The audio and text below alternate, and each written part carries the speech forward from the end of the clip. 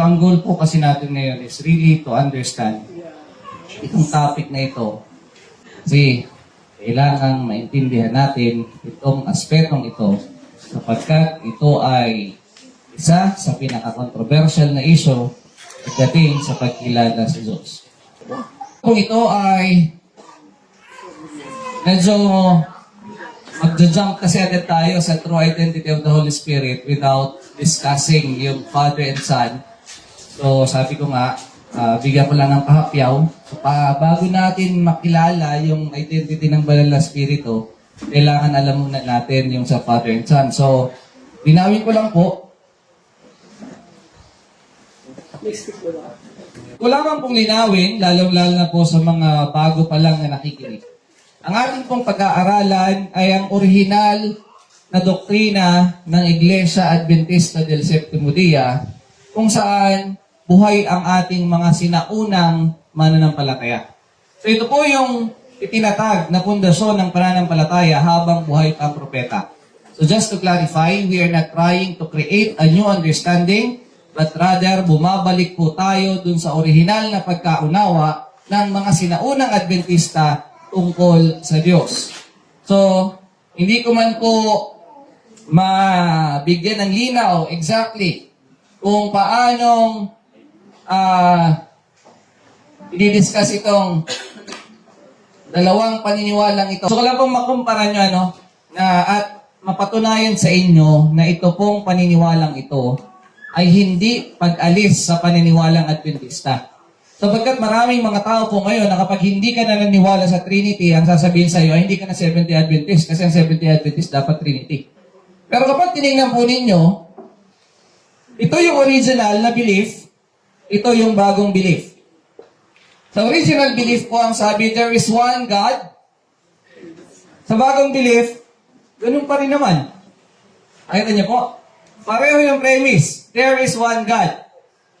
Pero kapag tinignan nyo ang explanation ng one God, doon magkakaroon diferensya.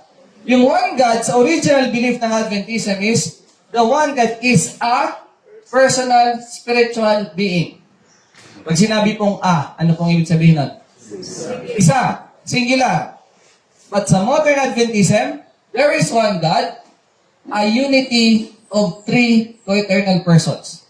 Do you think yung Diyos ng sinaunang Adventista at ng makabagong Adventista ay pareho? So kung ang Diyos ng sinaunang Adventista, ang iisang Diyos ay isa, ang Diyos ng makabagong Adventista ay iisa pero tatlo. So ano po ba ang proof?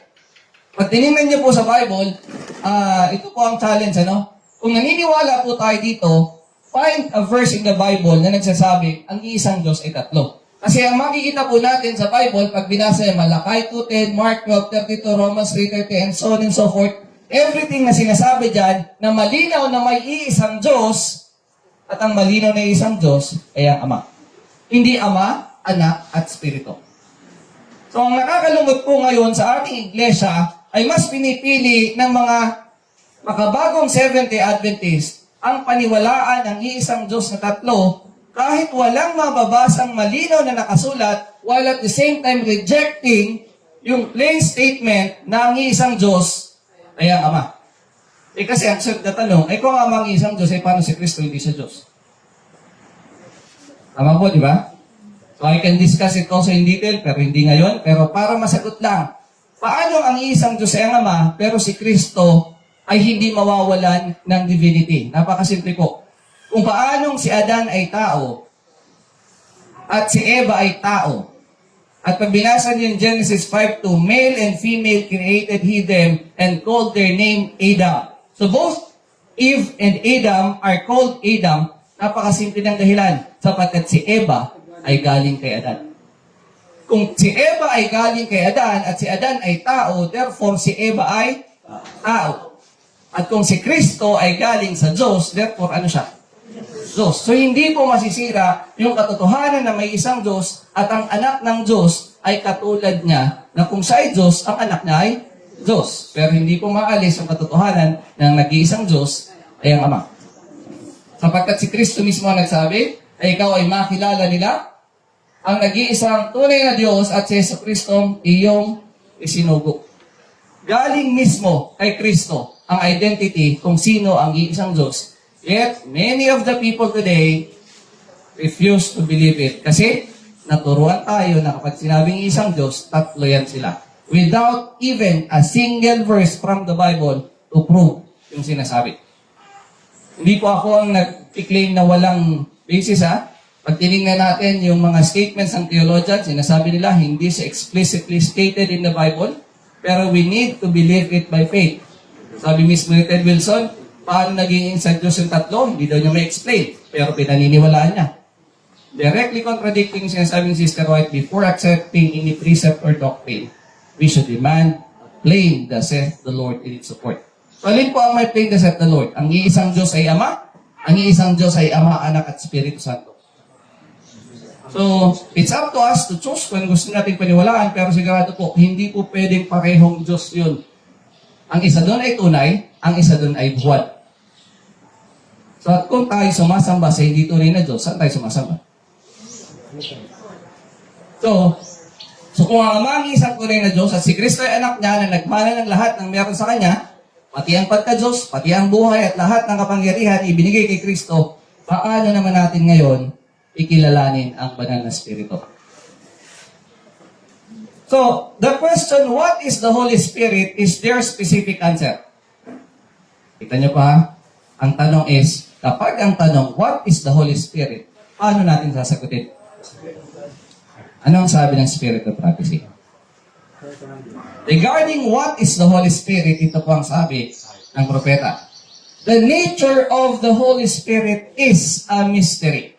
Men cannot explain it because the Lord has not revealed it to them. Men having fanciful views may bring together passages of Scripture and put a human construction on them. But the acceptance of these views will not strengthen the church. Regarding such mysteries which are too deep for human understanding, silence is golden. So when it comes to the nature or what is the Holy Spirit, ang sabi dyan, it is a mystery, silence is golden. Pero meron bang sinabi tungkol sa ano ang banal na Espiritu? Tingnan natin. It is not essential for us to be able to define just what the Holy Spirit is. So, for us to say that the Holy Spirit is an individual being like the Father and the Son, hindi ba breaking yung sinasabi ni Sister White na do not define just what? Christ, pero pagkatapos ng sinabi na it is not essential for us to define just what, may sinabi siyang definition. Christ tells us that the Spirit is the Comforter, the Spirit of truth which proceeded from the Father. So, beyond what is written, we are not supposed to go. So kapag tinanong, ano ang information regarding sa Holy Spirit, dun lang tayo sa nakasulat. So how then should we recognize the Holy Spirit? Now, in the minds of most Adventists today, when you say the Holy Spirit, it is an individual being like the Father and the Son. A co-equal, co-eternal being existing with them together. So, lalabas sa isip ng mga tao, may separate body ang banal na Espiritu. Pero kapag tinignan natin sa Bible, ang Espiritu, walang katawan. So, paano ito i-reconcile? Basta, sabi kasi, tatlo sila. Trio nga daw eh. So, how should we understand these things? Kasi, this is very critical. Kasi gusto ba nating sumamba sa Diyos na hindi natin kilala? Tandaan natin, paano natin susundin ang kautusan ng Diyos? To know Him is to love Him. And to love Him is to obey His commandments. We cannot obey the God na hindi natin kilala. Hindi natin pwedeng mahalin ang Diyos na hindi natin kilala. At kung hindi natin nakilala ang Diyos sa pamagitan ng pagre-reveal niya sa pamagitan ng kanyang anak, ibig sabihin, hindi natin inaral ang Biblia. So ito yung question. Is the Holy Spirit a separate individual being like the Father and the Son called God the Holy Spirit? Or is something else? So itong first question. Is there a passage in the Bible in Spirit of Prophecy that says God the Holy Spirit? Balik ka rin na ako, hindi yan nakasulat. So, to believe even that term is something magre-require ng sobrang laking pananampalataya. Dahil naniniwala ka sa isang bagay na hindi man lang nabanggit. But if we consider the Holy Spirit as a separate individual being, there are several questions we need to consider. So if the Holy Spirit is a personal being like the Father and the Son, na merong attributes, na merong itsura, ito yung tanong. Why is the Holy Spirit not included in the pattern used in apostolic greetings? Napansin niyo po ba yung Bible niyo? Try nyo tingnan itong mga verses na ito. Yung mga introductory words ni Paul sa Romans, Galatians, Corinthians, Galatians, halos lahat hanggang sa kay Pika, sa kay John. Kanino nang gagaling in grace and peace? From God our Father and from the Lord Jesus Christ. Now, if the Holy Spirit is an individual being like the Father and the Son, nakalimutan ba ng mga alagad, ng mga apostoles, na isali siya, na bigyan ng parangal, na manggaling sa kanya yung grace and peace?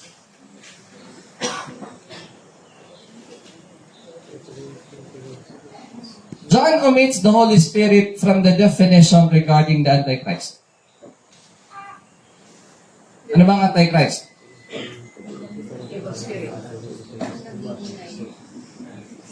Pansinin niyo po. Who is a liar but he that denieth that Jesus is the Christ, he is Antichrist. Who is an Antichrist? He that denieth the Father and the Son. Whosoever denieth the Son, the same hath not the Father, but he that acknowledgeth the Son hath the Father also. That therefore abide in you, which ye have heard from the beginning, if that which ye have heard from the beginning shall remain in you, he also shall continue in the Son and in the Father. Nili-left out ba ni John the Holy Spirit sa usaping ito? John also omits the Holy Spirit from the definition regarding eternal life. What is eternal life? Pag tinanong tayo. Ang sabi? That they might know thee, the only true God, and Jesus Christ whom thou hast sent. In order for us to have eternal life, meron tayong kikilalanin. Naalala niyo po yung Hudyo? Na nagtanong kay Kristo? What is the first commandment of all? Anong sagot ni Kristo? Hear, O Israel, the Lord our God is one Lord. And sabi ng Hudyo, well, Master, thou hast said the truth, for there is one God and there is none other but He. Ang sagot ni Kristo sa kanya, thou art not far from the kingdom of God. So, ang paniniwala na may isang Diyos, tama, mali. Pero sapat na ba para magkaroon ng buhay na walang hanggan? Hindi. Sapagkat ang paniniwala sa isang Diyos ay nasa tamang landas ka na, pero hindi pa sapat dahil kailangan mo pa rin kilalanin si Jesucristo na kanyang sinugo. E bakit dalawa lang ang kailangan kilalanin para magkaroon ng buhay na walang hanggan? I'm asking with the mindset that the Holy Spirit is an individual being. So nakikita niyo po, He is missing sa mga important events.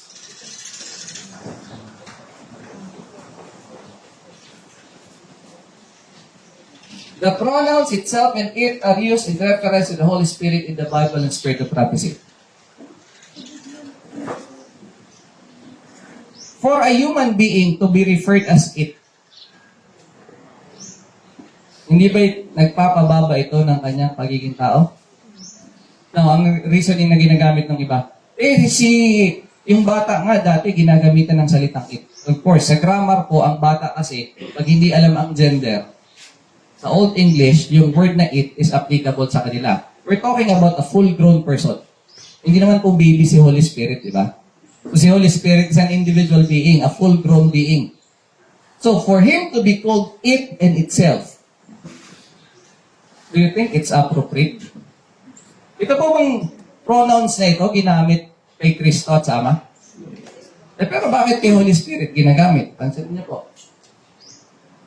The Spirit itself beareth witness with our spirit that we are children of God. The Spirit itself maketh intercession for us with groanings which cannot be uttered. Okay, Sister White? The Holy Spirit never reveals itself. It is the Spirit itself, the baptism of the Spirit of God upon the heart, revealing itself in every action. So, paulit-ulit pong ginagamit ni Sister White yung it and itself, and sa mga, yung pinag-aral natin kahapon, di ba, in-edit nila yung mga books ni Sister White. Sa halip na itself, ginawa nilang himself. Sa halip na it, ginawa nilang him. Anong sabi ni Sister White? Huwag babaguhin ang kanyang sinulat. Now imagine, if an individual being who is as high and mighty and lofty as the Father and the Son, tapos sasabihin mo, the Holy Spirit is it.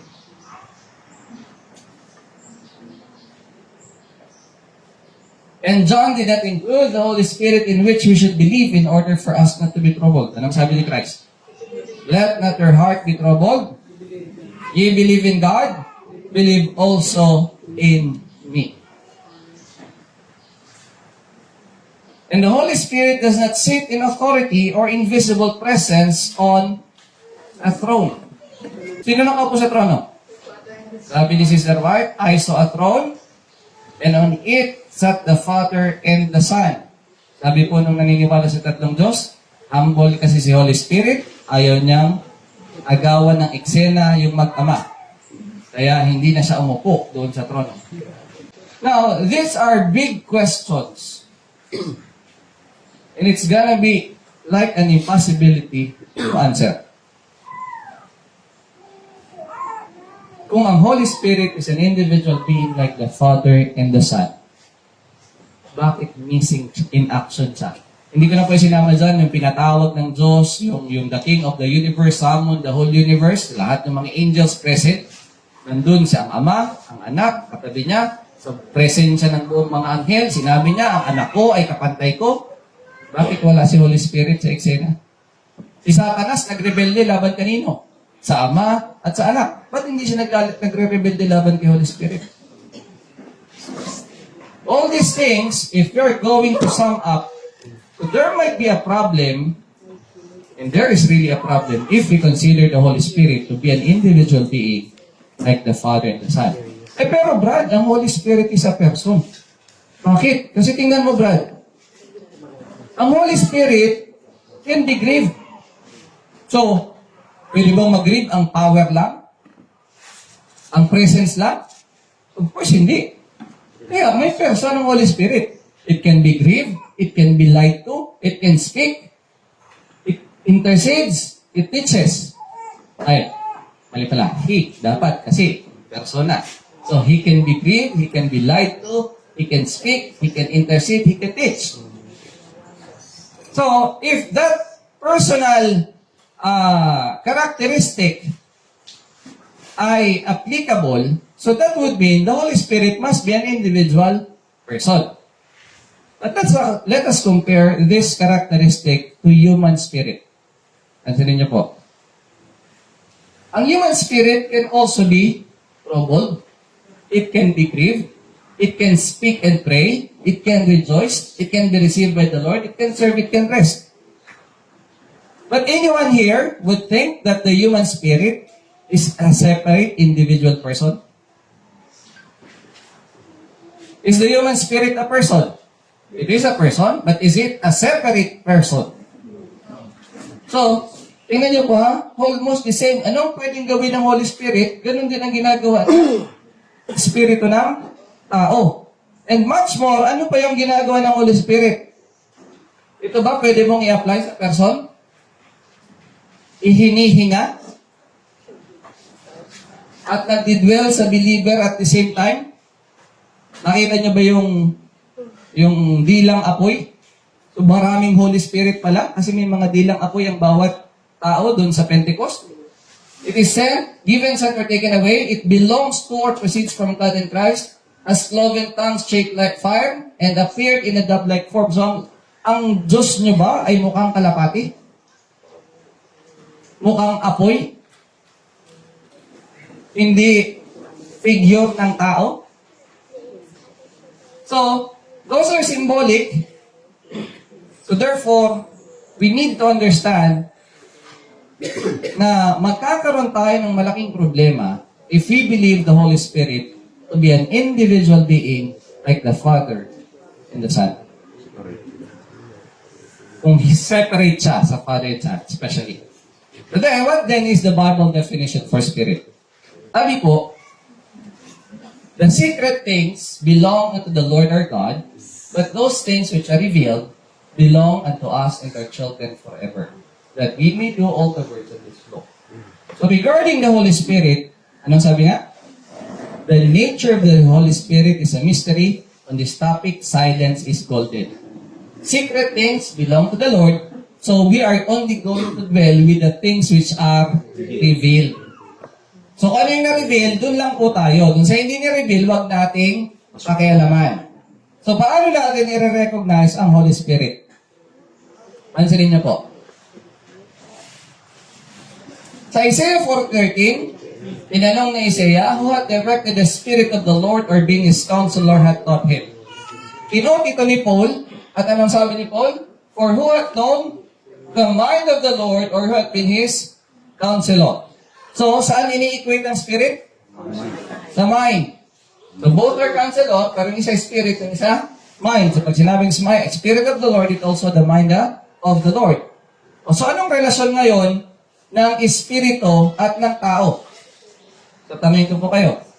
May Espiritu po ba tayo? Katabi niyo po ba yung Espiritu niyo? Inside. Kausap niyo yung Espiritu niyo? Nung hindi pa ako Adventist, karaniwan sa amin, Catholic kasi, na pag mabait yung bata, ang bait ng spirito ng bata na yan. Tapos pag pasaway kasi yan, ang sama ng spirito. Because we know that the Spirit is not a separate entity from a person. Pero sa mindset ngayon, pag sinabing Holy Spirit, it must be a separate person. Pero malinaw, ano ang relasyon ng tao at ng kanyang spirito? Sabi dito, for what man knoweth the things of a man, save the spirit of man which is in him. Sinong nakakaalam ng bagay na tungkol sa tao? Ang espiritu ng tao na nasa kanya. Take note of the word even so. Is it contrast or compare? Contrast or compare? Compare. Even so, the things of God knoweth no man but the Spirit of God. So, ang tatanungin natin ngayon, kung ang nakakaalam ng bagay sa tao ay ang Espiritu ng tao at ang nakakaalam ng bagay sa Diyos ay ang Espiritu ng Diyos, ano ang relasyon ng tao sa kanyang Espiritu? And at the same time, you compare it, ano ang relasyon ng Diyos sa kanyang Espiritu? We're not comparing the capacity of the Spirit of man and the Spirit of God. A comparison is the relationship of man and his spirit and God in his spirit. And it is comparable. So why? Bakit comparable? Napakasimple po. Because God said, let us make man in our image after our likeness. So why can we compare the relationship of man in his spirit and God in his spirit? Because we are created in the image and likeness of God. So paano nilikha ng Diyos ang tao? God formed man and breathed into his nostrils the breath of life, and man became a living soul. So nung create ng Diyos ang tao, saan niya tayo katulad? Sa kanya. Sa anong bahagi? Aling aspeto ng Diyos ang katulad ng tao? Yan ang sabi ni Sister White. In the beginning, man was created in the likeness of God, not only in character, but in form and feature. So, dinify natin, ano ang character? Mental and moral qualities distinctive to an individual, form, the visible shape or configuration of something, feature, a distinctive attribute or aspect of something. So, anuman ang meron ng tao, lalabas, meron ang Diyos sapagkat nilikha tayo ayon sa wangis at larawan ng Diyos. So kung tayo ay may espiritu, ang Diyos may, kung hindi hiwalay ang espiritu natin, shall we believe that the Spirit of God is separate from God? If that happens, then we are not created in the image and likeness of God. Paano binigay ni Kristo ang Banal na Espiritu? And He breathed on them and said unto them, receive ye the Holy Ghost. Ano tinitingnan natin? Paano natin kikilala yung banal na Espiritu? So nakita natin dito, ang banal na Espiritu ay hinihinga ni Kristo. Ano pang sabi? The Holy Spirit is the breath of life in the soul. The breathing of Christ upon His disciples was the breath of their spiritual life. The disciples were to interpret this as imbuing them with the attributes of their Savior, that in purity, faith, and obedience, they might exalt the law and make it honorable. God's law is the expression of His character. So, ayon sa information na nakuha natin, the Holy Spirit is the breath of life in the soul. Ngayon, meron namang magkakalat ng mga balita. Ay, doon pala sa Akliyang, ang Holy Spirit, breath lang. Tanda natin ha? Ang nabasa natin, the Holy Spirit is the breath of life in the soul. Wala pong nakalagay na only. Ano? Hindi breath lang. The Holy Spirit is the breath of life, pero hindi lang. Hindi lang yun, yung connection ng Holy Spirit. Marami pang iba. So, isa lang yun. The Holy Spirit is the breath of life. What else? The impartation of the Spirit was the impartation of the very life of Christ. So, hindi lang sa breath, sa rin ay life. Christ declared that after His ascension, He would send to His church as His crowning gift, the Comforter who was to take His place. This Comforter is the Holy Spirit. Ano yung Holy Spirit? The soul of His life, the efficacy of His church, the light and life of the world. With His Spirit, Christ sends a reconciling influence and a power that takes away sin. So, siya ay soul, siya ay efficacy, siya ay light, siya rin ay power. So, hindi po breath lang. Kasi marami pang ibang karugtong. Pero hindi mo pwedeng tanggalin na ang Holy Spirit, breath din. Diba? The inexhaustible supplies of heaven are at their command. Christ gives them the breath of His own Spirit. Ano ibig sabihin ng breath of His own Spirit? Sa parallel niya, the life of His own life. Ang hininga ng kanyang Espiritu ay ang buhay ng kanyang buhay. Can you see it as a separate individual being? So, in summary, when we say the Holy Spirit, it is the soul of His life, the breath of His own Spirit, the life of His own life, the efficacy of His church, the light and life of the world, and the power to take away sin. Ito na yung sama. Balikan natin. Ano ang relasyon ng tao at ang kanyang spirito? Si Nebuchadnezzar ay na naginip at ang spirito niya ay nagulumihanan. So what was troubled? Nebuchadnezzar's spirit. Will you believe me pag sinabi kong katabi niya yung spirito niya? So if the spirit of Nebuchadnezzar was troubled, we know that something inside him was troubled, not something beside him. So, let's answer the very question. Is the spirit a person? Kasi nga, di ba? Sabi ni Kellogg, sa crisis ng Living Temple, the whole thing may be simmered down to the question, is the Holy Ghost a person? Sumagot si Butler, sabi no, you say no. Ang tanong ni Kellogg, how can the Holy Spirit be the third person and not be a person at all is difficult for me to see. And that's the same dilemma of most of the people today. How can the Holy Spirit be the third person of the Godhead and not be a separate individual person? But if we're going to open our eyes, we can see na ma-reconcile po na bagaman tinatawag siyang third person, hindi siya separate person. So, kapag tinanong tayo, kasi ang sagot ni Butler, no, because ang in-term niyang individual person. Siyempre, no. Pero, anong sabi ni Sister White para ma-clarify? Our personal identity, ano pong tinasabi? Personal identity, personal na pagkakakilanlan is preserved in the resurrection. Pag namatay tayo, kung sino tayo, ay nakasave. Recorded. Pero kapag nabuhay tayo ulit, ano ang mapapalitan? No, not the same particles of matter or material substance as went into the grave. Ano ang papalitan? This body will be changed, but our identity, our character will not be changed. So therefore, if we are not perfect and holy, pag mamatay tayo,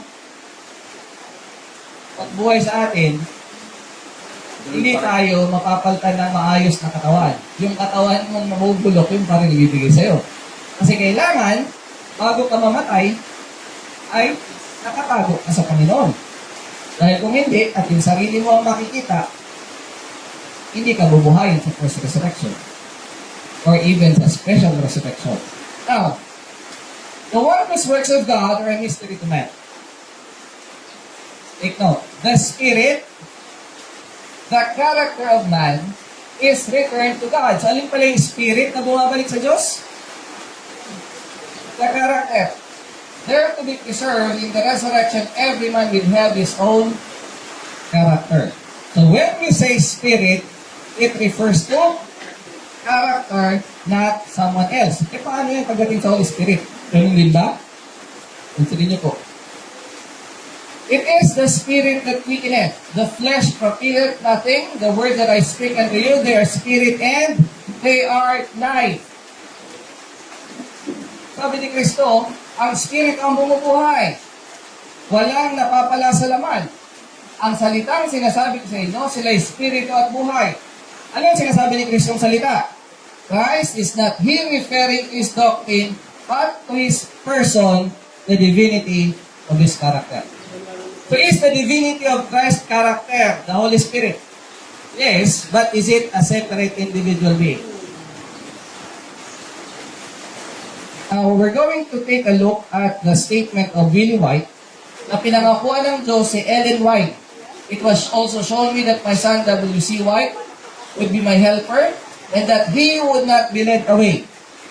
So, pwede ba nating hawakan ang statement ni Willie White regarding dito? Kasi may pangako naman kay Ellen White. Anong sabi niya? The statements and arguments, panahon pa po nila ito ha? So, ibig sabihin, ang issue ng Holy Spirit is a separate individual being ay hindi bago. Panahon pa nila Willie White at simula na itong mag-appear, ano lang difference? Mas kakaunti nun kaysa ngayon. Ngayon, pag naniwala ka na Holy Spirit is the Spirit of God, matatansikit ka sa church kasi hindi ka na Trinitarian. Balik po tayo. The statements and the arguments of some of our ministers in their effort to prove that the Holy Spirit is an individual, ano pinapatunayan nila? Ng banal na Espiritu, isang individual na gaya ni Kristo, at ng Ama, Eternal Son, anong naging resulta sa Kanya? Have perplexed me and sometimes they have beat me aside. Kalito naman ang kanilang mga sinasabi at nakakapagpalungkot kay Billy White. One popular teacher said, we may regard him as the fellow who is down here running things. Kaya kapag tinanong Adventist ngayon, sino ang comforter mo? Si Holy Spirit. Si Holy Spirit ba si Kristo? Ang sagot? Hindi. Kasi iba si Kristo kay Holy Spirit. And during sa time nila, sinimulan nang ipasok ang kaisipan ng Holy Spirit is a separate individual from the Father and the Son. Paano nabawasan ng kanyang kalituhan? My perplexities were lessened a little when I learned from the dictionary that one of the meanings of personality was characteristics. It is stated in such a way that I concluded that there might be personality without bodily form which is possessed by the Father and the Son. Anong conclusion niya? Walang separate individual being. There is a personality, but it doesn't possess a bodily form.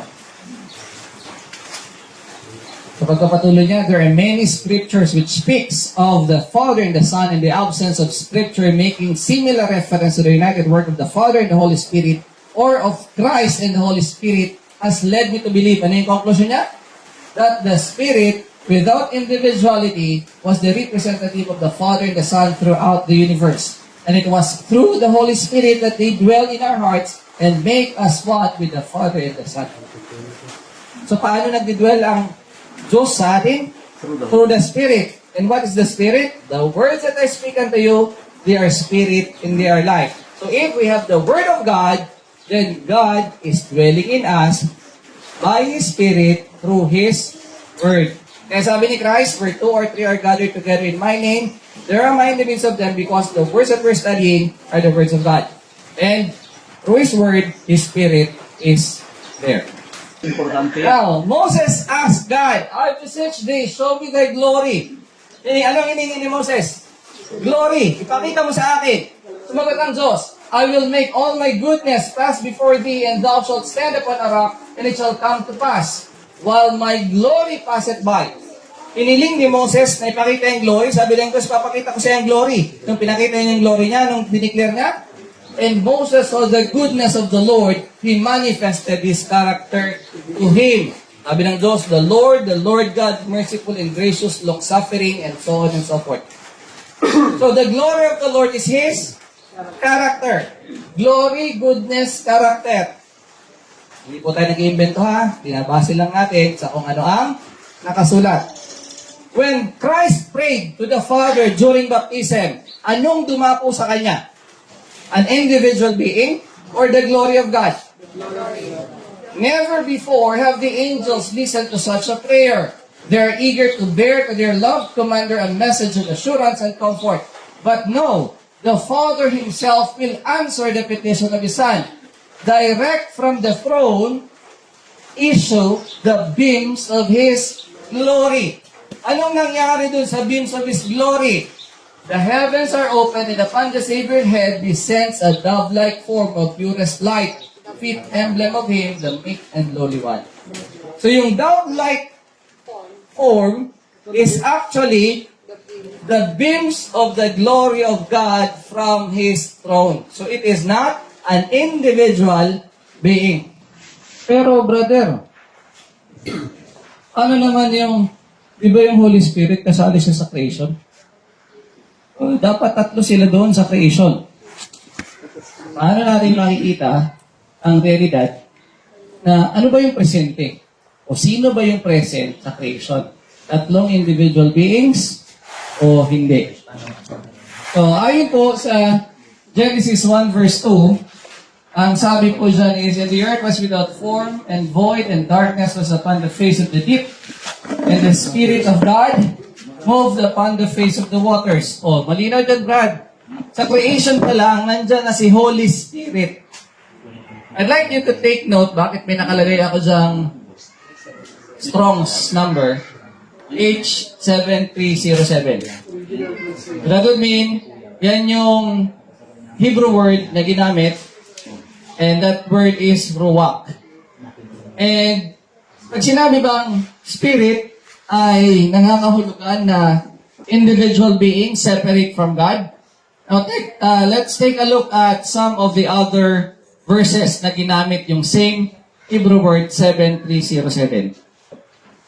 Sabi po sa Psalms 33, 6 and 9, by the word of the Lord were the heavens made, and all the host of them by the same H7307 of His mouth. For He spake, and it was done. He commanded, and stood fast. So, balik na rin. The Spirit of God moved upon the face of the water is just the same as the breath of His mouth. So dito, pwede kang mag-argue. Sinabi dyan, Brad, Spirit, so it must be an individual being. But can you make this an individual being? Pero malinaw, Spirit of God. Babalikan natin yan. Hindi po sinabi na God the Holy Spirit. Ang sinabi po is Spirit of God. The word of shows possession. It's a preposition na nagpapakita na may ownership. Espiritu na pag-aari ng Diyos. So, pag may nagmamayari sa Kanya, sabihin, meron siyang pinanggagalingan. And dito nakita natin na pareho pala siya ng breath of His mouth. Nakita na natin kanina yung isa sa meaning niya is breath. Ano? Sa Job 27 verse 3, all the while my breath is in me, and the Spirit of God is in my nostrils. So, meron ba tayong individual being sa ating mga ilong? Sabi sa Desire of Ages, the Holy Spirit is the breath of spiritual life in the soul. The impartation of the Spirit is the impartation of the life of Christ. It imbues the receiver with the attributes of Christ. Spiritual life attributes. Anong ibang word sa attributes? characteristics. Paano binigay ni Kristo ang kanyang Holy Spirit? And He breathed on them and said, "Receive ye the Holy Ghost." So how should we interpret this? Is Christ giving an individual being? So, sabi ni Christ, "It is the Spirit that quickeneth, the flesh profiteth nothing. The words that I speak unto you, they are spirit and they are life." So, how do Christ give His Spirit? By breathing. And sabi ni Peter, saan namin hahanapin ang buhay? Alam namin nasa iyo ang buhay na walang hanggan dahil nasa iyo ang salita ng Diyos. Now, let's take a look as well at may tinatawag na Hebrew parallelism. So, two different terms, but they mean the same thing. Sabi sa Job 33:4, binasa natin kanina, "The Spirit of God hath made me, and the breath of the Almighty hath given me life. Cast me not away from thy presence, and take not thy Holy Spirit from me. Whither shall I go from thy Spirit, or whither shall I flee from thy presence?" So, the Spirit is the breath of the Almighty, and at the same time, the presence of God. In other terms, it is called the omnipresence. So, with all the verses and quotations that we have seen, we can safely conclude, without delving into the unknown, yung hindi ni-reveal, ay ito yung nakita natin. Ito yung revealed. The Spirit is the breath of His mouth, the words that I speak, the life, the presence, the attributes, the glory, the goodness, the character of God. If we can understand this properly, we're not going to take at the Holy Spirit as a separate individual being. At hindi tayo mamumroblema, bakit hindi siya kasali? Bakit it ang sabi sa kanya? Although ginagamitan siya ng he, dahil sometimes personified, but eventually, Holy Spirit, babalikan natin, kapag may nagsabi po na, ay, dyan pala yan sa mga taga-akliyang, ang Holy Spirit ay breath lang. Mag-object po tayo. Because the Holy Spirit is the breath, but not only breath.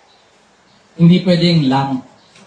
Parang si Kristo ay tao, pero hindi si Kristo tao lang.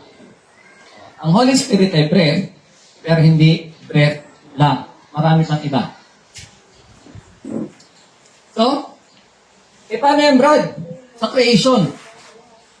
And, si Pastor Ted Wilson ay merong video tungkol dito sa "Let us make man." Sabi niya, let us means the Father, the Son, and the Holy Spirit.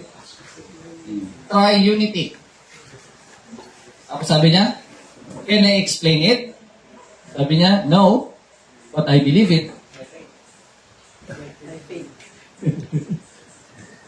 And that's what the majority of the Seventh-day Adventists are doing. We believe that when God said, let us make man in our image, the mind goes immediately to three persons without further investigating sino ba talaga ang presente sa pag-uusap na yan. Malinaw, hindi yan isa kasi may us. The first question to be asked is, ilan ang nagsasalita? Sabi, and God said, kaso, kung ang God mo ay 3 in 1, di tatlo ang nagsalita. Pero hindi sila tatlo, pero isa sila, paano nga? Basta maniwala ka. Shall we be satisfied with that kind of reasoning? So, let us make man in our image after our likeness. May itsura wala? So, if the Holy Spirit is present as an individual being, wala kang takas. You must believe that the Holy Spirit must have a form like the Father and the Son. Tama po, mali? If the Holy Spirit is an individual being like the Father and the Son, and He is included in these words, let us make man, so kung ano ang image ng Ama at ng Anak, dapat si Holy Spirit may ganun din. But where do we find that? Nung nakita nila visibly, nakita nila kalapati. Apoy. Dila. Bilang apoy. Bilang apoy na. So, Ang tanong, ilan ang nagsalita, sino ang magkausap? Pagka yan si tinanong mo, anghel ang kausap dyan. Pag yung mga kaibigan ni Ate Ann, ay, hindi si Kristo yan. Kasi si Kristo hindi pa nag-i-exist. Mga kaibigan kasi tayo na tao lang si Kristo sa kanila. Ayaw nilang may pre-existence. So, hindi si Kristo at ang mga magkausap. Pero anong sabi ng inspiration? Sinong magkausap? But when God says to His Son, let us make man in our image, Satan was jealous of Jesus. Who spoke? God. Sino kausap niya? His Son. Ilan ang magkausap? Malinaw, dalawa. At dito naiingit sa taas. Bakit hindi ako kasali sa usapang yan? Dapat ang maindi yung ikatlo. So applicable on us, not our. Oh, as sa hour is magkausap kasi yung Diyos at si Kristo. So dalawa. Pag sinabing let us, sila ang tinutukoy. Hindi po tatlo. Ayon po sa nakasulat. Early writing. Ha? So, hindi po tayo nag-iimbento. So again, kapag tinanong kayo, ay sabi let us, dapat tatlo sila eh. Sabi po ni Sister White, dalawa sila eh. God said to His Son, let us make man. Isang nagsasalita, pero isang usap. So how then is God described? What is God? God is a spirit, and they that worship Him must worship Him in spirit and in truth. How is Christ described? So it is written, the first man, Adam, was made a living soul. The last Adam was made a quickening spirit. Pero ilang spirito meron? There's one body and one spirit, even as you are called in one hope of your calling. Eh bakit isa lang espiritu? Espiritu ang ama, espiritu ang anak. Bakit mayroong isang espiritu? Ang espiritu ba ng ama at ng anak ay interchangeably pwede mong gamitin? Basahin natin. So Romans 8, 9, and 10, but ye are not in the flesh, but in the Spirit. If so be that the Spirit of God dwell in you. Now, if any man have not the Spirit of Christ, he is none of his. And if Christ be in you, the body is dead because of sin, but the Spirit is life because of righteousness. Nakita niyo yung wordings? Spirit of God, Spirit of Christ, and Spirit. Ano mo tinutukoy? The same thing. So, bakit pareho lang kapag tinukoy mo ang espiritu ng anak at espiritu ng ama? Saan ba galing ang espiritu ng anak? He that spared not his own son, but delivered him up for us all, how shall we not with him also freely give us all things?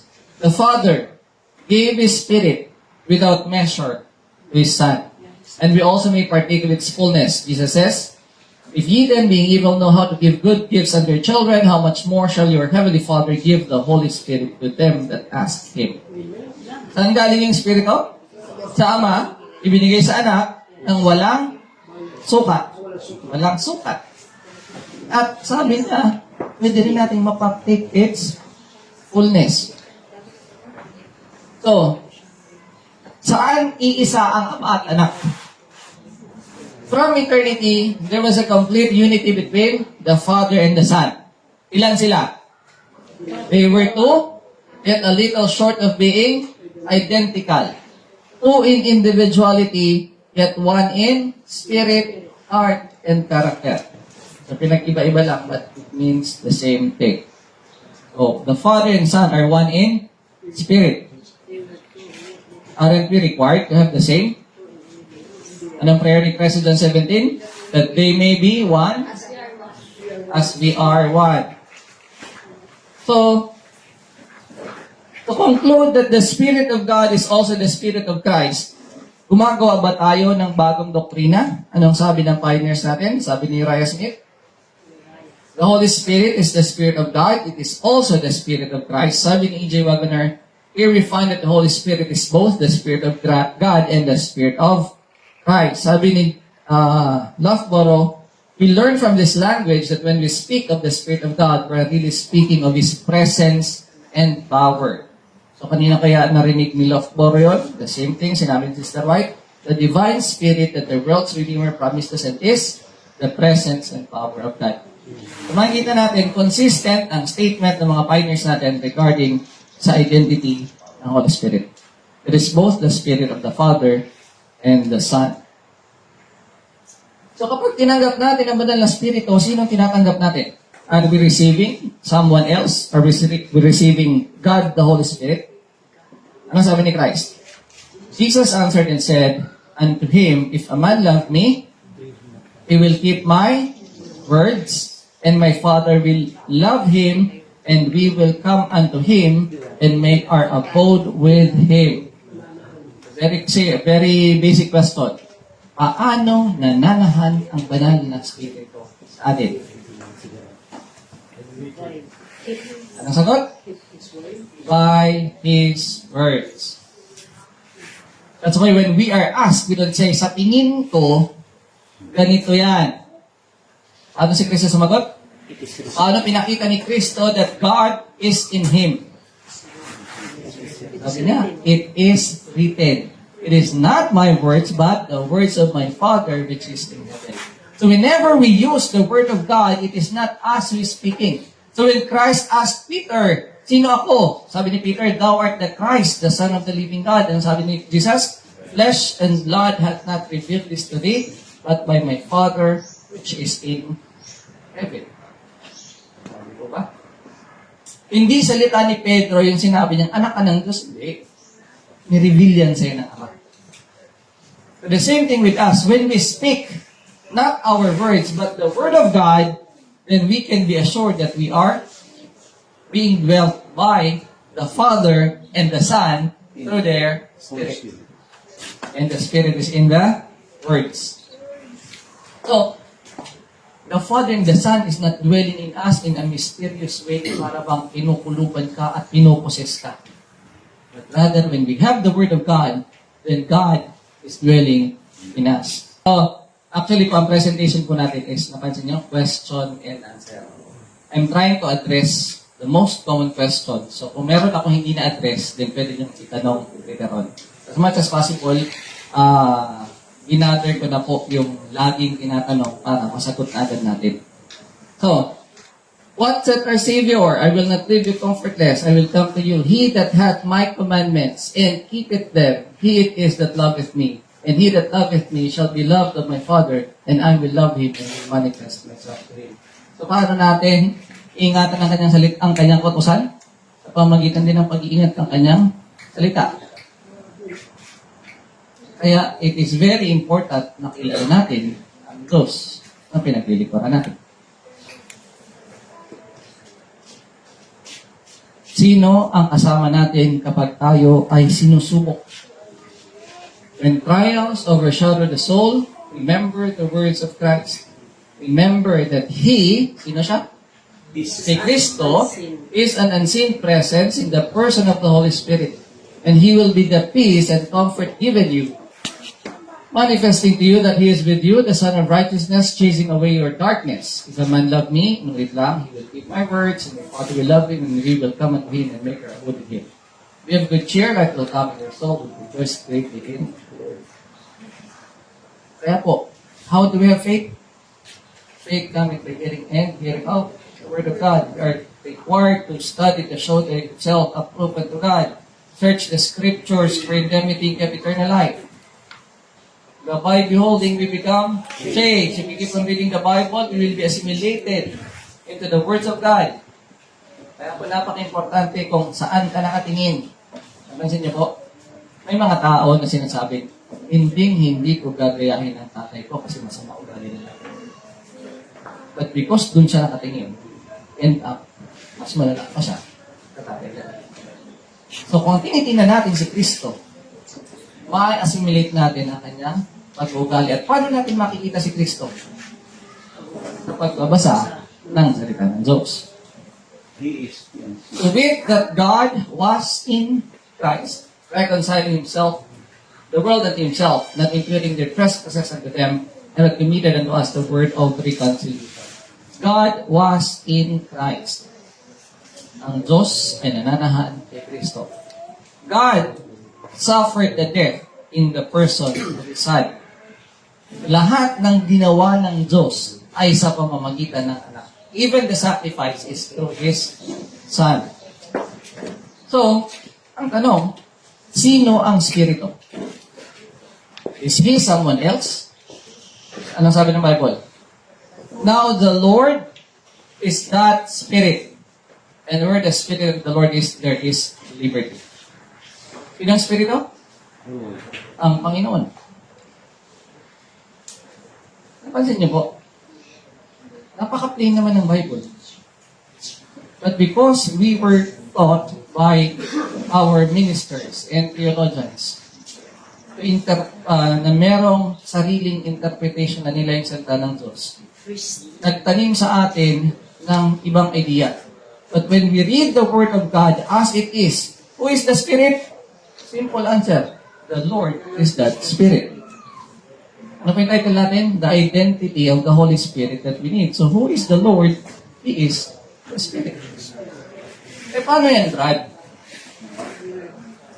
Ang sabi sa John 14, another comforter. Another na eh.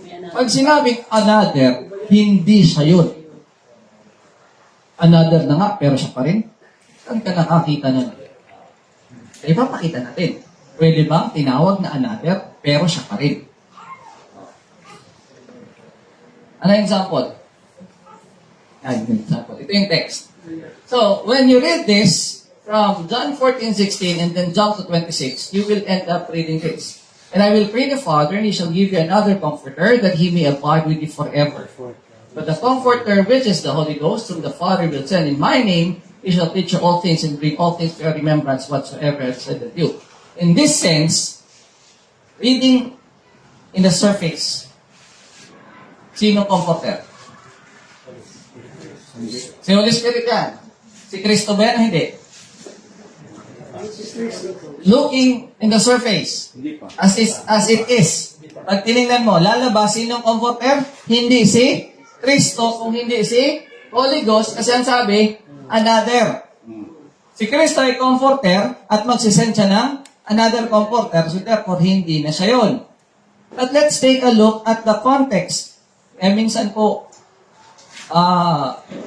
na sumusubok tayong i-defend yung views natin by jumping to other verses and quotations.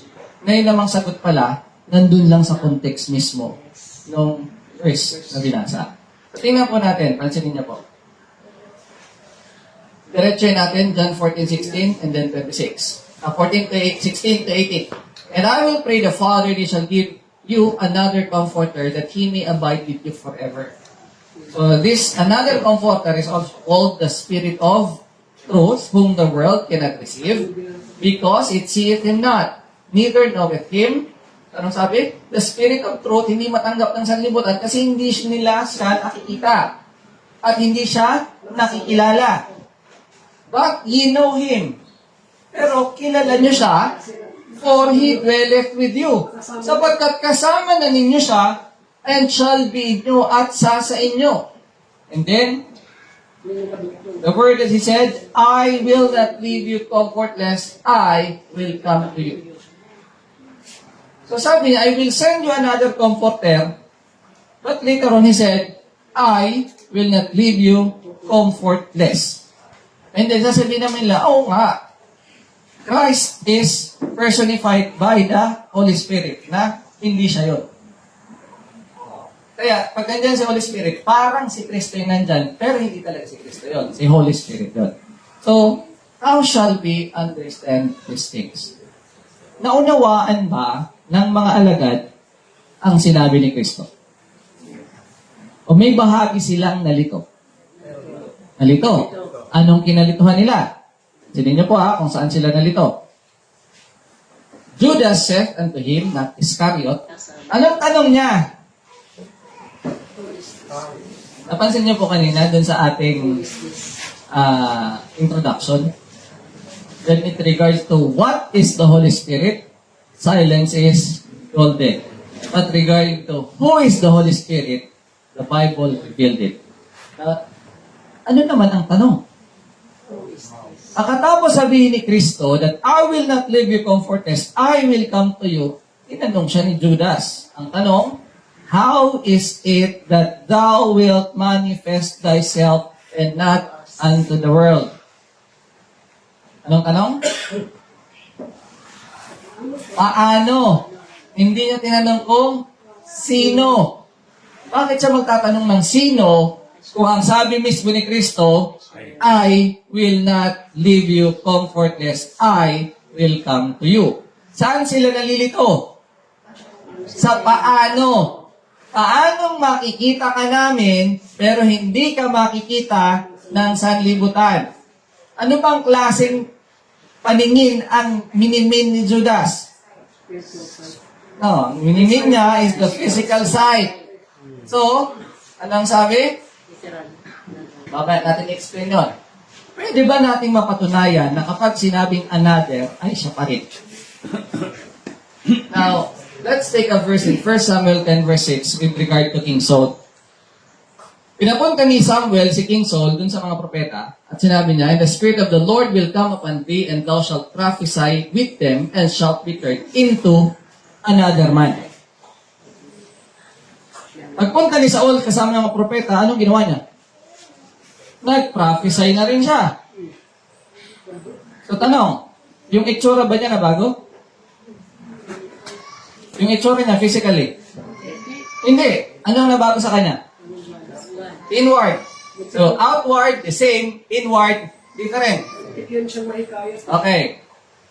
Nakulong. Halimbawa, si Kuya Daryl. Diba? Mamamatay tao. Nakulong siya. Dahil mainitin ang ulo niya, madali siyang mamatay. Nung makulong siya, na-rehab siya. Kasi ang pagkakulong is not actually parusa. It is actually a way of the government to rehabilitate the person. Nakilala niya ang Diyos sa loob ng kulungan. Paglabas niya, same pa rin, wala pa rin siyang buhok. Pero, hindi na siya mamamatay tao. So, pwede bang sabihin na ibang tao ka na, Kuya Daryl? Pwede hindi? Pwede. Itsura, the same, ugali, iba. So, ang point ko is, whether it is changed inwardly, same physically, pwedeng i-term na another person. Ibang, ay ulit, ibang tao ka niya. Dati mabait ka sa akin, ngayon inaaway mo na ako. Diba? So, nag-iba yung treatment mo, nag-iba yung ugali mo, and pwede mo sabihin, nag-iba. You turn into another man. So, it means, the same inwardly, different, the same outwardly, different inwardly. Another thing. Mark 15:12. Naglakad si Cleopas papunta sa Emmaus. Meron siyang nakasabay. Hindi niya nakilala. Paano niya nakilala? Nagsasalita naman, magkausap sila, di ba? Nakilala niya nung nanalangin. So, ano? Same itsura o iba ang itsura? Kasi sinabi, another form. So, therefore, it is not the usual countenance of face of Jesus. Pero nakilala nilang si Jesus yung kausap nila kahit iba ang itsura dahil yung paraan niya ng panalangin ay pareho ni Kristo. So, Jesus can appear in another form, but it is still Him. Different outwardly, same inwardly. So therefore, who is your comforter? Earthly comforters may do their best, they speak to the ear, but there is no comfort like Christ, so tender and so true. He is touched with the feelings of your infirmities. His Spirit speaks to the heart. There is no comforter like Christ, so tender and so true. Kung sabi, as by faith we look to Jesus, our faith pierces the shadow, and we adore God for His wondrous love in giving Jesus the Comforter. The Savior is our Comforter. This I have proven to be. Nakita natin sa John 14 that the Holy Spirit, the Holy Ghost is the Comforter. And ito, nakikita natin si Jesus ang comforter, Brad sabi another. So, syempre, hindi siya yun. Comforter si Jesus. Pero hindi siya yung comforter ng John 14 kasi another na. Ano pang sabi? But when the comforters come, sa John 15, di ba? Whom I will send unto you from the Father, even the Spirit of truth. So nakita natin, the comforter is also the Spirit of truth. So basic question, who is the Spirit of truth? Ano yung plain statement? Christ was the Spirit of truth. So it parallels with the verse na nagsasabing, the Lord is that Spirit. The Comforter is the Spirit of truth and Christ was the Spirit of truth. At ano pang sabi? We want the Holy Spirit which is Jesus Christ. So, balik tayo doon sa paanong si Kristo ang Holy Spirit another na yon. Hindi pa natin nasasolve yung riddle, di ba? So, balik tayo dito. So, sabi dyan, cumbered with humanity. What does cumbered means? Flow. Limited. Christ could not be in every place personally. So when He was here on earth, wala siyang power ng omnipresence. So ano kailangan niyang gawin? Therefore, it was altogether for their advantage that He should leave them, go to His Father, and send the Holy Spirit to be His successor on earth. Aalis siya dito, kung kasama, kukunin niya yung ipapadala niyang Holy Spirit bilang kapalit niya. So, sino ngayon si Holy Spirit? Anong sabi ni Sister White? The Holy Spirit is Himself divested of the personality of humanity and independent thereof. Sino daw si Holy Spirit? Siya mismo, ano lang kaibahan? Ano yung word na divested? Controversial pa rin itong divested na ito eh. Kasi yung ibang mga kaibigan natin, sabi na pag sinabing divested, without. Pag sinabing divested, strip off, tinanggalan. So, ang banal na spirito ay si Kristo na tinanggalan ng personalidad ng pagkatao at hindi nakadepende doon. Tandaan natin, merong ilang nature si Christ. Dalawa, divine and human. So when Christ comes as the Holy Spirit, wala siyang humanity. Wala siyang human body. O dinivest nga inalis yung tao ang pupunta yung kanyang divinity.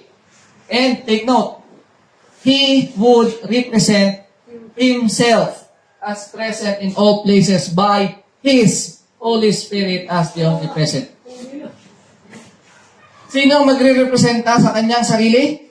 Siya mismo sa pamamagitan ng Espiritu niya. Pag-aari niyang Espiritu. So, balik na tayo dun sa tanong. Paano ka naming makikita? Ang tanong is, how is it? Tama. Paano ka naming makikita pero hindi ka makikita sa lihat? Haba ng intro, no? Ito talaga. Ito po yung sagot. Sabi ni Sister White, expecting Christ 129, pero naroon niya original ito kasi. That Christ should manifest Himself to them and yet be invisible to the world was a mystery to the disciples. Nakita niyo po? Kaya, how is it that thou wilt manifest thyself unto us and not unto the world? Ano ang mystery? Yung how. They could not understand the words of Christ in their spiritual sense. They were thinking of the outward, visible manifestation. Kaya nahihirapan sila. Kung mag-a-appear ka na dyan at nakikita ka namin, paano hindi ka nakikita ng iba? They could not take in the fact that they could have the presence of Christ with them and yet He be unseen by the world. They did not understand the meaning of a spiritual manifestation. Kasi po, masyado pong literalist ang mga alagad. Kasi akala nga nila yung kingdom ni Christ yung kingdom dito sa mundo. Kaya patatalsikin ang mga Romano eh. So therefore, nahihirapan silang intindihin ito. So Christ says, I will not leave you comfortless. I will come to you not in my physical body, but by my omnipresence. So nasolve po yung tanong? Paano? Sa pamagitan ng kanyang spiritual manifestation. So, anong mata ang makakakita kay Kristo? The eye of faith, not the eye of sense. And take note, balikan natin, ilang nature meron si Christ? But although Christ, di ba, kasi sabi nila, hinubad ni Kristo ang kanyang pagka-Diyos kung siya ay naging tao. Ayan ang sabi ng inspiration. But although Christ's divine glory was for a time Veil. veiled and eclipsed by his assuming humanity, yet he did not cease to be God when he became man. That's why he is worthy of worship. He can forgive sins. He has the power to lay down his life and take it up again. Kasi po, hindi naalis sa kanya ang pagiging Diyos. Just veil. Pag sinabing veiled and eclipse, dinamitan ng pagkatao ang kanyang pagiging Diyos. Ang tanong, paano nangyari? Ang sagot po doon, ang tawag dyan is mystery of godliness. That God was manifest in the flesh. Pag hindi in-explain, wag nang alamin. Dahil it is not for us. Sa langit, kahit siguro explain doon, hirapan pa rin. Anyway, may tanong ni Kuya Goli, wala namang problema. Take note of this. The human did not take the place of the divine, nor the divine of the human. This is the mystery of godliness. Paano yung pagiging tao at pagiging Diyos ay hindi nag-overlap, pero blended sila sa isa't isa. So, paano yun? Diyos siya, pero tao din. So, ang sagot doon, mystery nga po rin. Hindi na po sa atin ipinaalam. The two expressions, human and divine, were in Christ, closely and inseparably one. And yet, they had a distinct individuality. So the human Christ is distinct to the divine Christ. Kaya nga, not my will, but thy will. So the divine mind will always obey. But the human mind, may sinasabing, huwag ka muna, mahirapan ka. So nakita niyo yung difference. Pero anong ginawa ni Kristo? Yung human will ay ipinailalim sa divine will. Though Christ humbled himself to become man, the Godhead was still his own. His deity could not be lost while he stood faithful and true to his loyalty. Yung tanong ni Esther, paano si Kristo nasa langit at paano siya nandito rin sa lupa?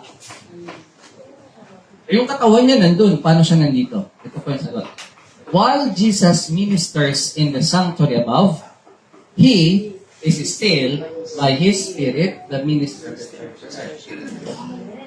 When we say, by His Spirit is not someone else, but rather His very own Spirit. He is withdrawn from the eye of sense, but His parting promise is fulfilled. Lo, I am with you always, even unto the end of the world. While He delegates His power to inferior ministers, His energizing presence still with His church. So, yung presence ni Christ is not someone else.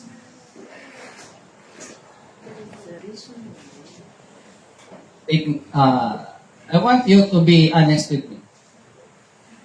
Is the SDA Church today ay mas masigla, mas banal, mas mataas ang spiritualidad? Or the reverse?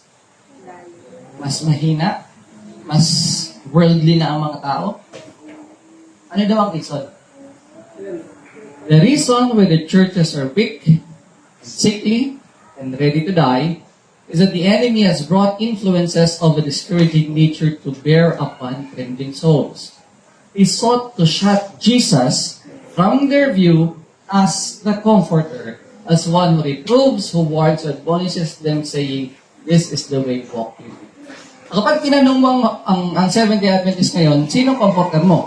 Si Holy Spirit. Si Holy Spirit pa si Jesus? Hindi. Now, I want you to, ito lagi ko na itong tinatanong sa mga lagi nang nakikinig sa akin, ay, kaya nyo nang sagutin, pero itatanong ko dun sa bihira makinig sa akin. Ano po ang kaibahan ng sympathy and empathy?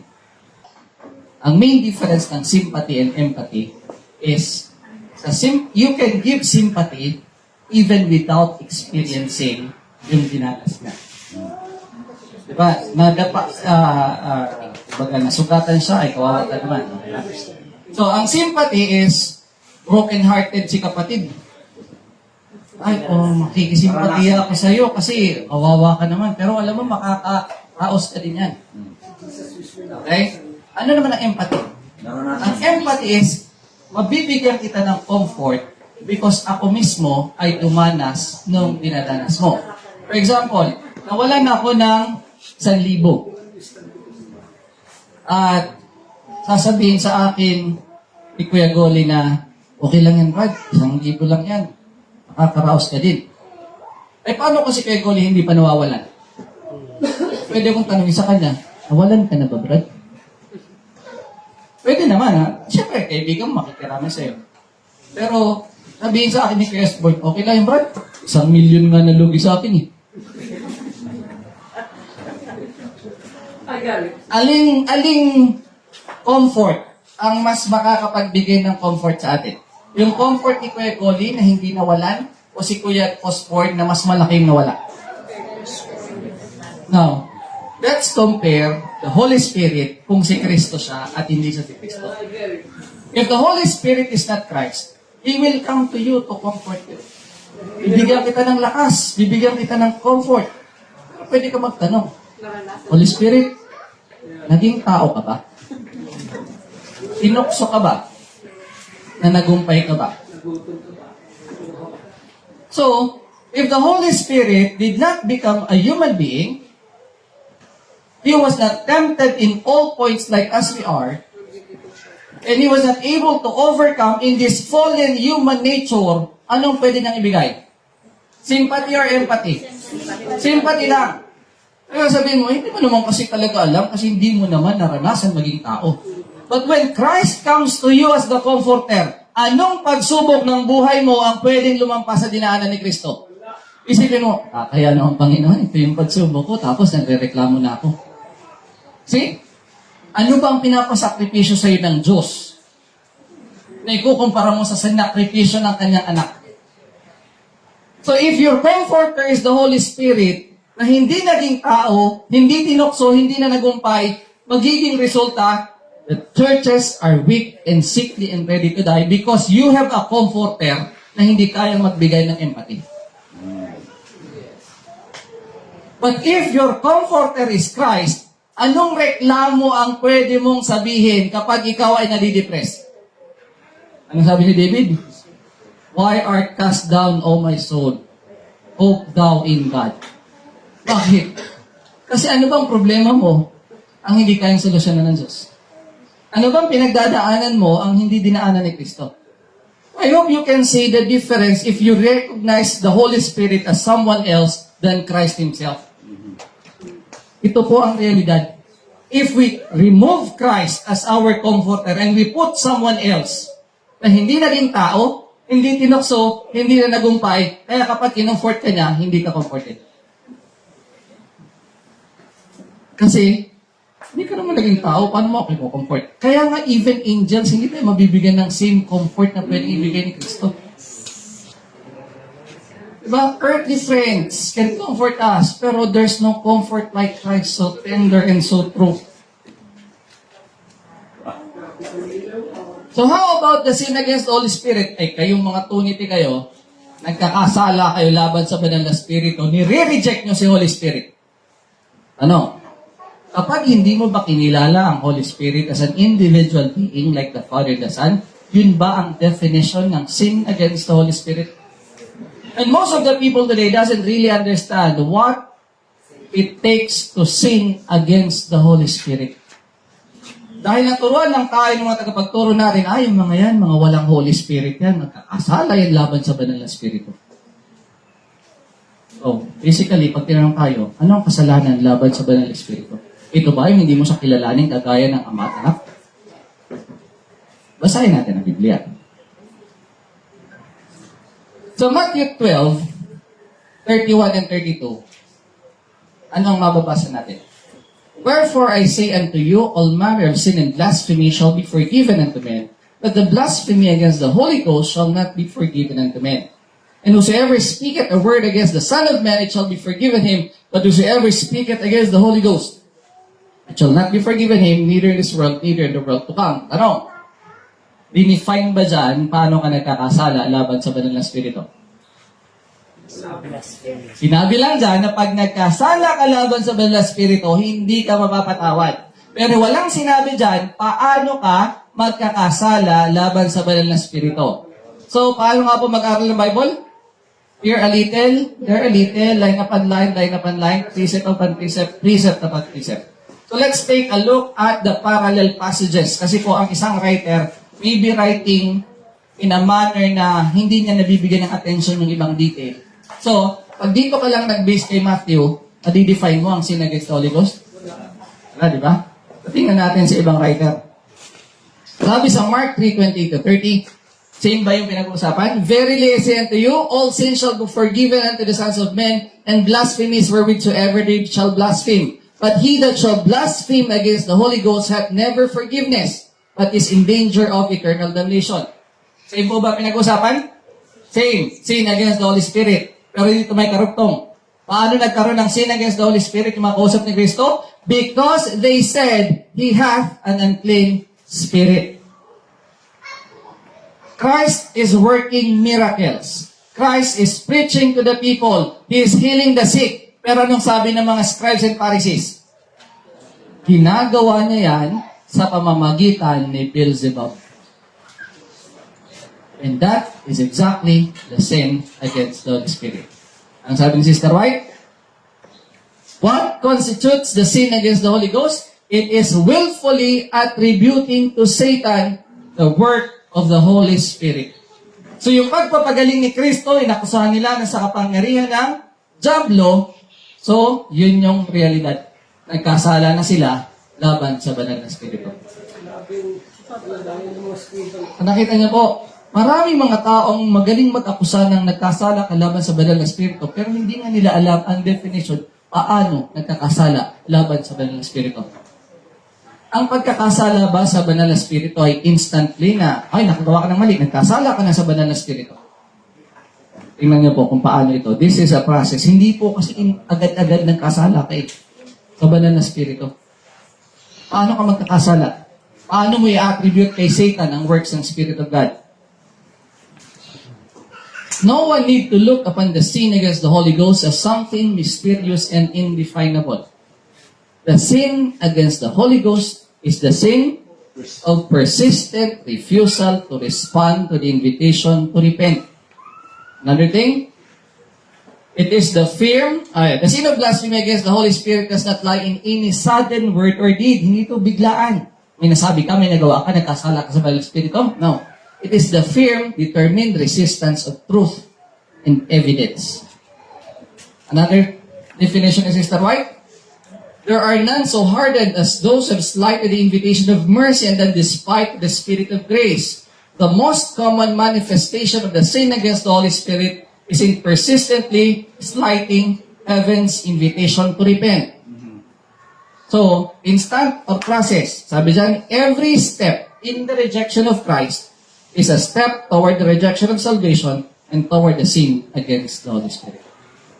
Diba? Ang sabi ng kanta, sa pinto ng puso, naroon si Jesus. So the more na tinatanggihan nating papasukin si Kristo, mawawala yung katok. At dadating ang oras, magiging katulad tayo ng mga Skriba at Pariseo, na tingin natin, ginagawa natin, ay laging tama, therefore, hindi ka ihingi katawaran. So, very dangerous po yung pag nire-review ka, hindi ka marunong mag-acknowledge na may mali ka. Kasi, nagiging kang pharisaical, ang tingin mo sa sarili mo, ikaw na lagi ang tama. So, basically, ano ang sin against the Holy Spirit? Bakit hindi siya mapapatawad? Ayan, pangako ng Biblia, if we confess your sins, He is faithful and just to forgive us our sins. Eh, bakit hindi mapapatawad ang sin against the Holy Spirit? Simply, because it is the sin that you will not confess. Ba't hindi ka magko-confess? Eh kasi nga, tingin mo, ikaw ang tama. So therefore, nagsisimula ka nang mag-judge sa mga tao, ay, mali ang mga yan, ay, si ganito, ganito yan.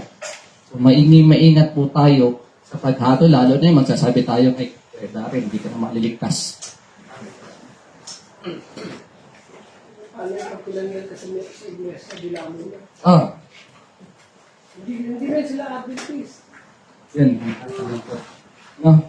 Kaya we need to pray for them as well. So, ang hindi pagkilala sa Holy Spirit as an individual being like the Father and the Son is not a sin against the Holy Spirit. Ang sin against the Holy Spirit is attributing to Satan the works of God or the Spirit of God and persistently refusing to repent. Kaya hindi ka napapatawad. Bakit? Kasi hindi ka humihingi ng tawad. At ba't hindi ka na humihingi ng tawad? Kasi hindi mo na naiisip na mali ka. Ba't hindi mo na naisip na mali ka? Dahil wala na sa'yo ang Banal na Spirit. Sino ba nagko-convict? Di ba Holy Spirit? Pag iniwanan ka ng Holy Spirit, kaya nga panalangin ni David, and take not thy Holy Spirit from me. Because when the Holy Spirit is removed, just like King Saul, naalala yung si King Saul? Bakit siya nababaliw? Wala na yung Banal na Spirit, oh. I think si William Foy or something, yung isa sa binigyan ng vision, ganun din yung sinabi niya kay Sister White, do not resist. Kasi kapag niresist mo at iniwan ka ng Banal na Spirit, matutulad ka sa akin. So the Holy Spirit is knocking in our hearts. And if we are not going to respond, then nagsisimula tayong patigasin ng ating puso. So, by rejecting the light that was shining upon them, by refusing to examine the evidence to see whether the message were from heaven, the Pharisees sinned against the Holy Ghost. The voice of the Spirit came to them saying, "This is the Son of God, believe on Him." But turning their faces from the light, they refused to listen, choosing instead to cultivate their own. Ano po ang tinatanggihan ngayon ng mga tao? Na si Kristo ay anak ng Diyos. So, connected po lahat itong mga tanong. So, may detalye tayo yan, pero hindi natin madidiscuss yan. So, naiisa-isa ba natin masagot yung mga tanong? Ipapasok tayo dito sa pinakalaging ginagamit. Ito ano yung Brad? Sabi ni Sister Roy, third person. Three person, heavenly trio. Di ba tatlo talaga dapat sila? Now, with all the knowledge that we have gained prior to answering this question, marireconcile ba natin ito o hindi? Sa mga tao na nananatiling pag sinabing third person, three persons, heavenly three, at tingin nila, three separate individuals, they have to reject what we have discussed earlier. Para panghawakan lang na may tatlong separate individual being. So, paano naman natin sasagutin? Siyempre, kailangan masagot, di ba? Kasi yan at yan ang ginagamit. Sabi sa Ecclesiastes, walang bago sa ilalim ng araw. Saan nagsimula ang kontrobersya ng third person? Hindi ka sa tao. Di ba? Dito sa lupa, sa Adventism. Saan nagsimula ang issue ng third person? Kay Kellogg. Okay. In the book Living Temple, there is presented the alpha of deadly heresies, and the omega will follow, and will be received by those who are not willing to heed the warning that is given. So, merong alpha of heresy and may omega. So, para makita natin at huwag tayong mahulog sa omega, anong kailangan nating bantayan? Yung alpha. Kasi yung alpha ay connected lang din sa omega. So, kung hindi tayo mahulog sa alpha, hindi natin tatanggapin ang omega. So, sa history, pinaliwanag ko kahapon yung nangyari sa Battle Creek, nagpagawa ng libro, pero sa halip na physiological, ginawa niyang theological. At saan ba nag-delve si Kellogg? Ano ba yung pinasok niya na hindi niya dapat pasukin? Sabi ni Sister White, the secret things belong unto the Lord our God, but those things which are revealed belong unto us and to our children forever. The revelation of Himself that God has given in His Word is for our study. This we may seek to understand, but beyond this, we are not to penetrate. Ano? With all the definitions and statements na ginawa natin, pumasok ba tayo sa bagay na hindi nakasulat? No, tinignan lang natin lahat kung ano yung sinasabi sa nakasulat. So, si Kellogg, sa kanyang discussion sa Living Temple, is entering a forbidden ground. Isang phase ng existence na hindi niya dapat pasukin.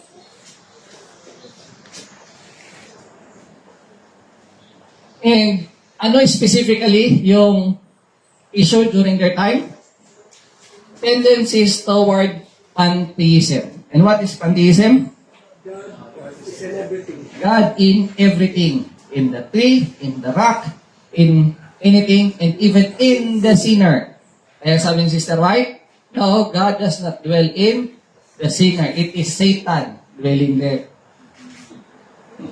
The teaching regarding God that is presented in Living Temple is that such our students need. Those who express such sentiments regarding Him show that they are departing from the faith. So that would mean, meron ng established faith na gustong iwan ni Kellogg.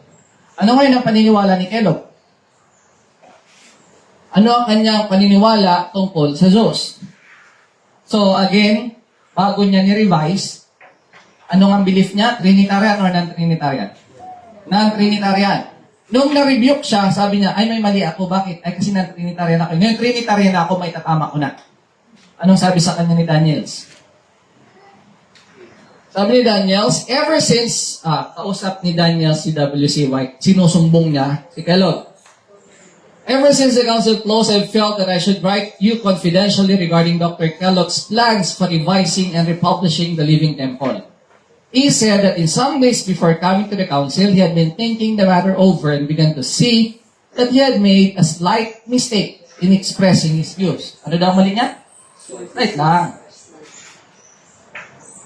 He then stated that his former views regarding the Trinity had stood in his way of making a clear and absolutely correct statement, but that within a short time, he had come to believe in the Trinity and could now see pretty clearly where all the difficulty was and believe that he could clear up the matter satisfactorily. Ngayon, Trinitarian na ako, malilinaw ko na yan. He told me that he now believed in God the Father, God the Son, and God the Holy Ghost. And his view was that it was God the Holy Ghost and not God the Father that filled all space and every living thing. He said that if he had believed this before writing the book, he could have expressed his views without giving the wrong impression the book now gives. Anong ginawa ni Daniels? Sabi niya, I placed before him the objections I found in the teaching and tried to show him that the teaching was so utterly contrary to the gospel that I did not see how it could be revised by changing a few expressions. The Living Temple book ay punong-puno ng erroneous statement.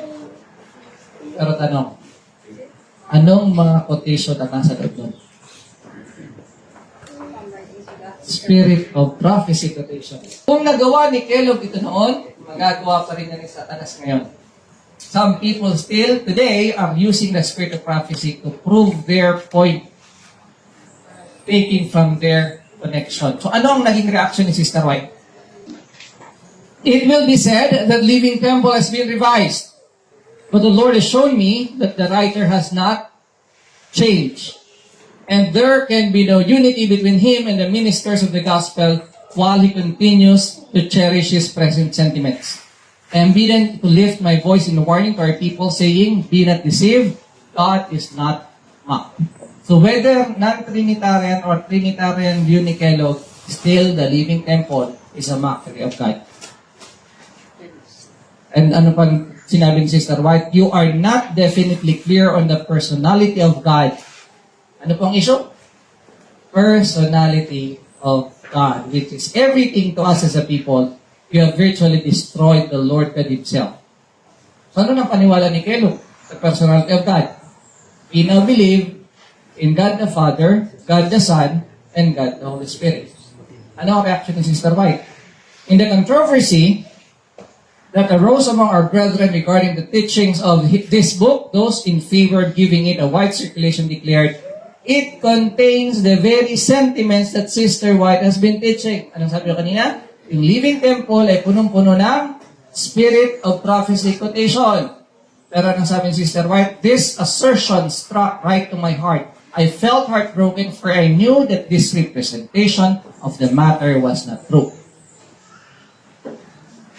So, hindi in-endorse ni Sister White kailanman ang principles at ideas ng Living Temple at sinasabi na hindi yan ang idea ko. Ngayon, para kay Kellogg, anong pinaka-issue? According to him, ito ang pinaka-issue. As far as I can fathom the difficulty which is found in the Living Temple, the whole thing may be simmered down to the question, is the Holy Ghost a person? Anong sagot ni Butler? You say no. I suppose the Bible said this for the reason that the personal pronoun he is used in speaking of the Holy Ghost. Sister White uses the pronoun he and has said in so many words that the Holy Ghost is the third person of the Godhead. How the Holy Ghost can be the third person and not be a person at all is difficult for me to see. The same dilemma with the people today. How can the Holy Ghost be the third person and not be an individual person? Pero sa napag-aralan natin, the Holy Ghost is a person, but not a separate individual person. It is the person of Christ, the divinity of His character. So therefore, ang sabi ni Sister White, I am compelled to speak in denial of the claim that the teaching of Living Temple can be sustained by statements from my writings.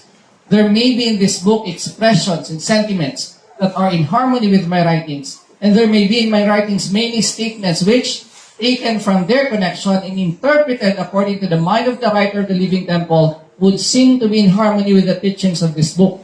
This may give apparent support to the assertion that the sentiments in Living Temple are in harmony with my writings. But God forbid that this sentiment should prevail. Pinayuhan niya ang mga ministers, it is not safe to trust Dr. Kellogg. Dr. Kellogg now admits only a few of the mistakes he has made.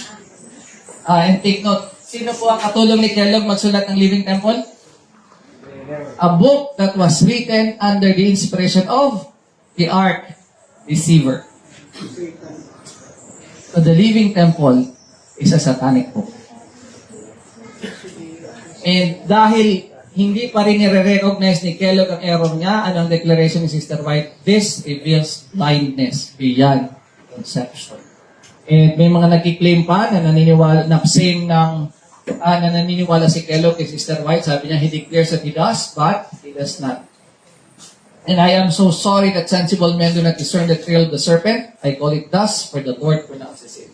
Nakita niyo po, yung Living Temple na may pantheistic theory na sinamahan ng Trinitarian ideology is a book written under the inspiration of the Ark Deceiver and ang tawag doon, Trail of the Serpent. Living Temple contains the alpha of those theories. I knew that the Omega would follow in a little while and I trembled for our people. Anong issue po? Personality of God. Yung one God who is a person, naging one God, naging three person. The Comforter Christ promised to send after He ascended to heaven is the Spirit in all the fullness of the Godhead, making manifest the power of divine grace to all who receive and believe Christ as a personal Savior. And ito yung ilang mga bagay na ginagamit na there are three living persons of the heavenly trio in the name of Father, Son, Holy Spirit, or three living person. But in reality, sa writing si Sister White, nilagyan niya ng correction yung persons into personalities. Pero nung print yan, ibinalik sa person. Anyway, sino yung heavenly trio? Pag sinabi yung heavenly trio, it is composed of three separate individual beings. Let's take a look. And they have one God, and one Savior, and one Spirit. Sino yung one Spirit? The Spirit of Christ. So, trio hindi. Trio. One God, one Savior, one Spirit. But is the Spirit of Christ an individual being separate from Him? Of course not. Christ tells us that the Holy Spirit is the Comforter, and the Comforter is the Holy Ghost, the Spirit of truth, which the Father shall send in my name. This refers to the omnipresence of the Spirit of Christ called the Comforter. The Spirit of truth. Sabi ni Christ, I am the way, the truth. So, Spirit of truth, sino yung truth? Si Christ, the Spirit ni Christ. So, this is He that came by water and by blood, even Jesus Christ, not by water only, but by water and blood. And it is the Spirit that beareth witness, because the Spirit is truth. Kita nyo? The Spirit of truth, I am the truth, the Spirit is truth. So, who then is the Spirit of truth? Plain and simple, Christ was the Spirit of truth. Nagkikreate tayo ng bagong idea. Binabasa lang natin yung plain na nakasulat. Let's take a look at, hindi Brad, sabi kasi ang Holy Spirit is a distinct personality. The Holy Spirit is the Comforter in Christ's name. He personifies Christ, yet is a distinct personality. So kung distinct siya, hindi siya si Christ. Now, let's take a look at the word distinct. Pansinin niyo po. The Lord Jesus Christ, the divine Son of God, existed from eternity, a distinct person, yet one with the Father.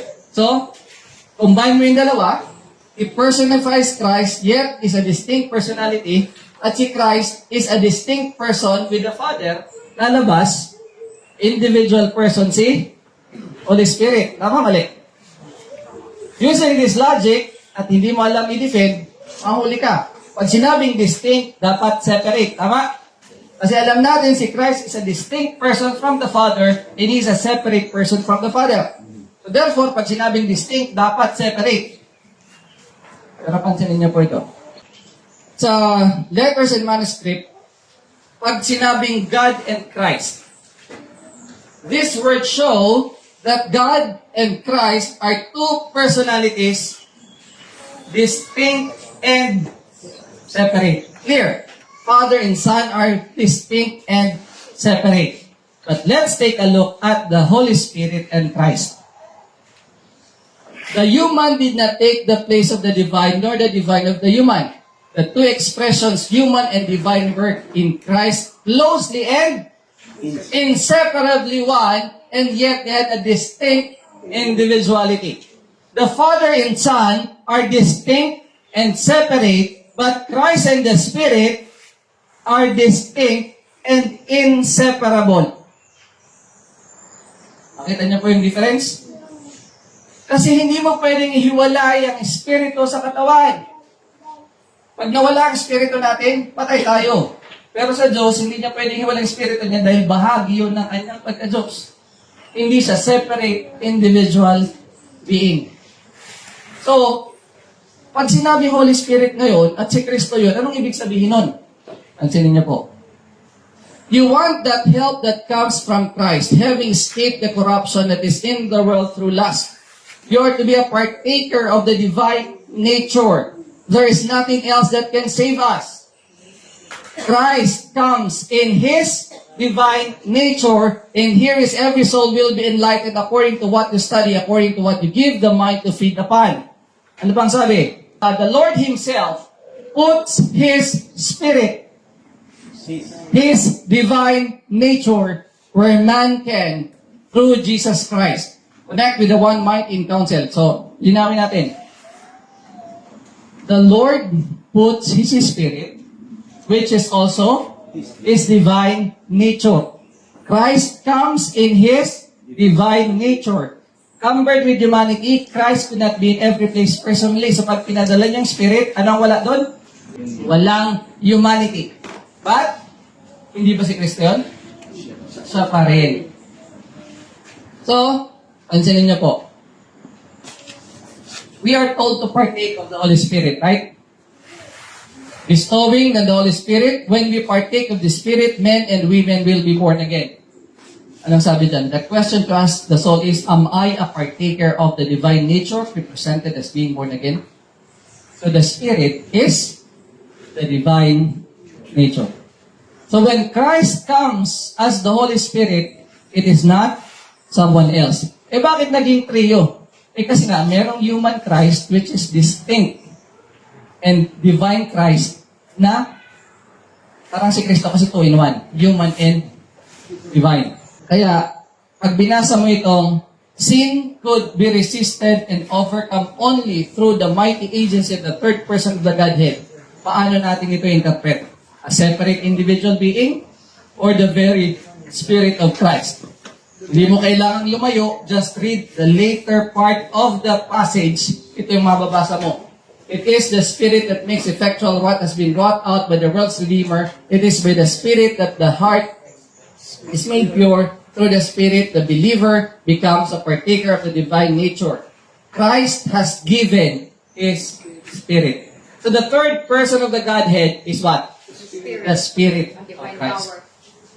Not a separate individual being. Christ in His divine nature. So, hindi lang siya basta Spirit. That power is Christ. His grace alone can quicken the lifeless faculties of the soul and attract it to God through holiness. Kaya nga, pag binasa natin itong, the Holy Spirit has a personality. Else, He could not bear witness to our spirits and with our spirits that we are the children of God. He must also be a divine person. Does it mean He is a separate divine person? Or it is the very divine nature of Christ? So, nakita niyo po, may distinct personality ang human Christ and divine Christ. So yung divine Christ has a personality, but not a separate individuality. At kapag tinuloy mo po, itong quotation na to, yung manuscript 2019-06, tingnan niyo po yung karugtong. The Holy Spirit has a personality, else He could not bear witness to our spirits, and with our spirits that we are the children of God. He must also be a divine person, else He could not search out the secrets which lie hidden in the mind of God. Binugtong dun sa verse.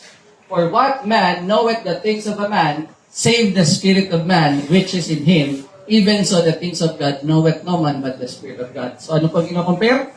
Yung relationship ng tao sa kanyang spirito at yung Diyos sa kanyang spirito. And if our spirit is not a separate individual, and we are created in the image and likeness of God, then we are assured that the Holy Spirit is not a separate individual person. That's why Christ promised, Lo, I am with you always, even unto the end of the world. And He is coming to us by His Holy Spirit today.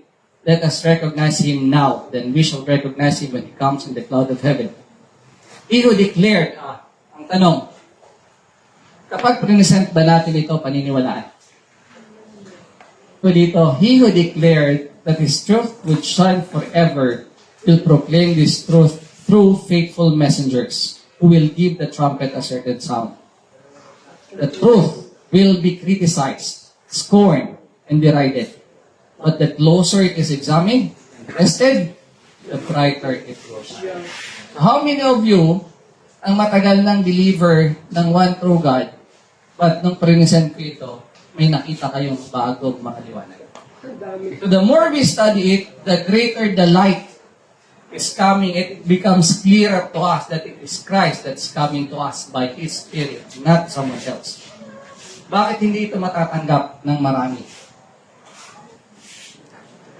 Self-will and pride of opinion lead many to reject the light from heaven. They cling to pet ideas, fanciful interpretations of scriptures, and dangerous heresies. And if a testimony is born to correct these errors, they will, like many in Christ's day, go away this place. So tanong, sa taong gustong maniwala, sapat na po ba ang presensyo? Sobra pa. Sa ayaw maniwala, may ebidensya bang sasapat? Wala. Anong sabi ni Sister White? It is God's plan to give sufficient evidence of the divine character of His work to convince all who honestly desire to know the truth. But He never removes all opportunity for doubt. All who desire to question and cavil will find occasion. Sa gustong maniwala, sapat ang ebidensya. Sa ayaw maniwala, walang sasapat na ebidensya. Laging may mapagsasabitan ng kanilang pagdududa. Kaya sabi dito ni Sister White, when Christ ascended to the Father, He did not leave His followers without help.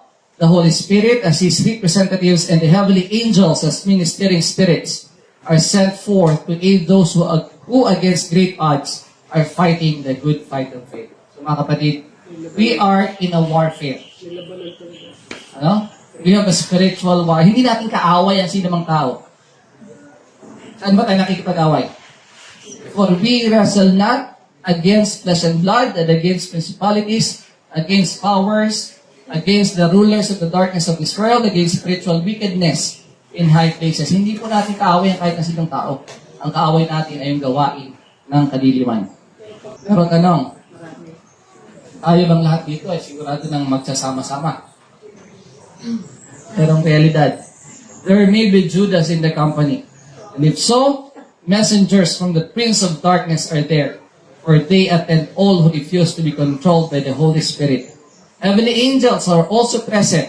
These unseen visitants are present on every such occasion. So kung may holy angels, meron ding evil angels.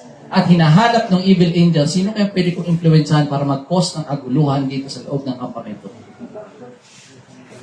The Bible shows us that God is high and is in His high and holy place, not in a state of inactivity, not in silence and solitude, but surrounded by 10,000 times 10,000 and thousands of holy beings, all waiting to do His will.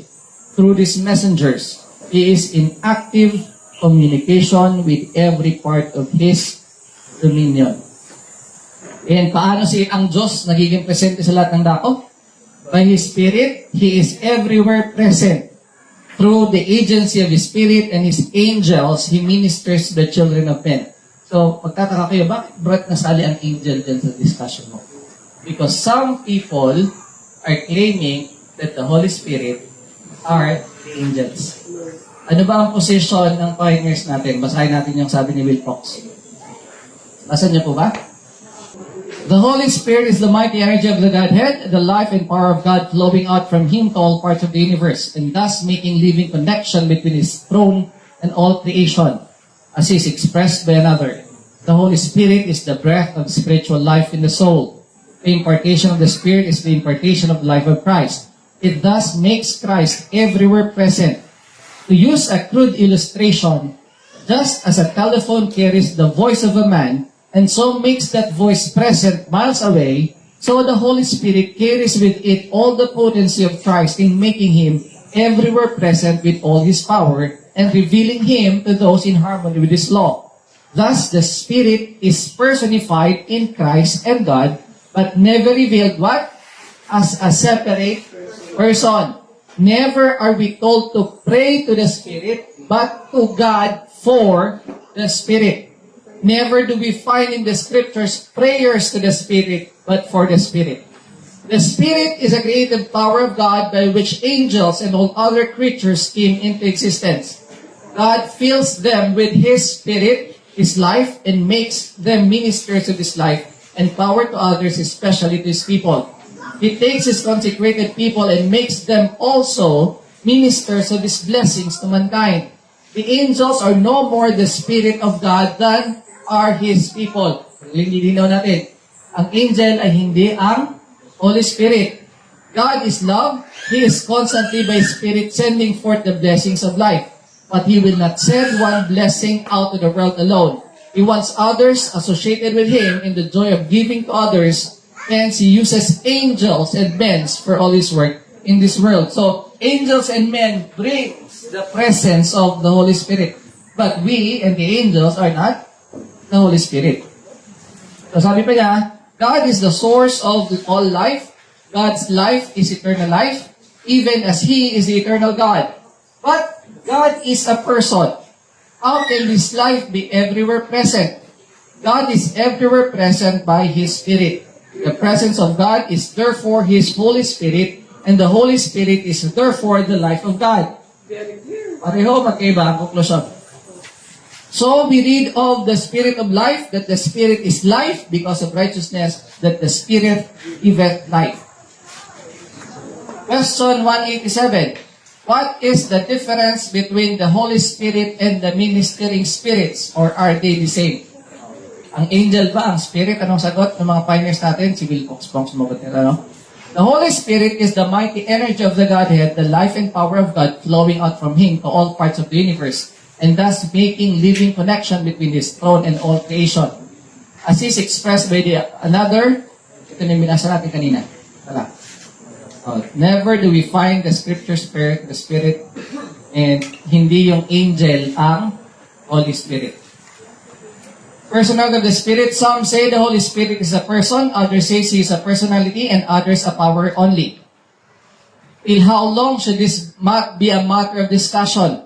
Answer, the personality of the Holy Spirit will probably be a matter of discussion always. Sometimes the Spirit is mentioned as being poured out, as in Acts 2. All through the Scriptures, the Spirit is represented as being the operating power of God. The reason why the Scriptures speak of the Holy Spirit as a person, it seems to us, is that it brings to us and to every soul that believes the personal presence of our Lord Jesus Christ. So clearly, our pioneers do not believe in a separate individual being na Holy Spirit. Laging connected sa Father and Son. Sabi pa niya, because of the lack of faith, it was expedient or necessary that he should go away, for he declared, if I go not away, the Comforter will not come unto you, but if I go, I will send him unto you. His disciples could not realize the presence of the Spirit of God as long as Christ was with them personally. In that sense, he could be with those only who were in his immediate presence. But when he went away, the Spirit came, it could make Christ present with everyone, wherever that one was, with Paul in Athens, Peter in Jerusalem, Thomas in India, and John in Patmos. These are simply illustrations. Wherever God's children are, there is the Spirit. Not an individual person, as we look upon persons, but having the power to make present the Father and the Son. That Spirit is placed upon God's messengers, the angels. But the angels are not the Spirit. That Spirit is placed upon God's servants, His human messengers. But the human messengers are not the Spirit. They are possessed by the Spirit and used by the Spirit and have within them the power of the Spirit, but they are not the Spirit. Kaya paano hindi natin pinaniniwalaan si Gabriel ang Holy Spirit? Sa Islam po, si Gabriel ang Holy Spirit. At may isang Adventist din dati na sinabi ni Sister White, isa ka sa iyong mga kapatid. So, the Spirit is independent of all these human material agencies. Why not leave it there? Why not know that the Spirit of God, the Spirit of deity, goes out into all the earth, bringing the presence of God to every heart that will receive it. Saan tayo sumobra ang mga tao ngayon? By making the Holy Spirit an individual being, like the Father and the Son. So, mga kapatid, natapos natin yung slides. Sumobra ako ng ilang minuto. Pero maraming salamat po sa inyong pakikinig.